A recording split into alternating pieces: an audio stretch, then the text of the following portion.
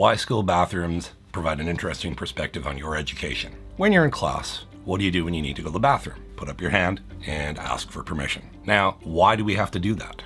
When I ask this question, I think you might have some fairly obvious answers. The main one being, well, of course, students have to ask for permission to use the bathroom, because if students could just get up and go anytime they wanted to, well, a whole bunch of students would just take off and skip class.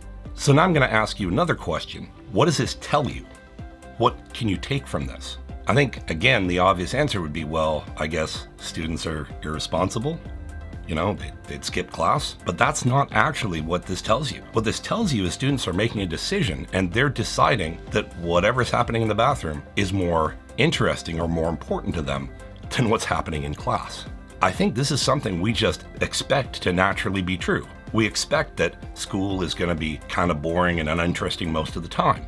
Why do we have this expectation? And why do you possibly have this expectation? Because we all know we've had that one teacher in some class who's so captivating and fascinating, who just stimulate your thoughts and your questions, and you're always looking forward to that class. Why don't we expect every class to be like that? Why isn't that how our education system should be? Now, if you think, well, that's unreasonable, in the work that I do, people pay me to come here and hear me talk for an hour.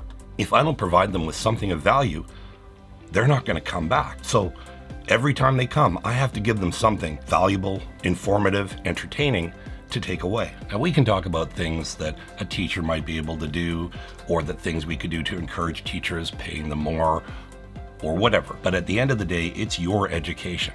So you need to take ownership of it. And there are things you can do to make your experience in the classroom more interesting and exciting, and certainly very preferable to visiting the bathroom. If you want to take ownership of your education and get better marks in the process, check out my next video on how to make boring classes more interesting.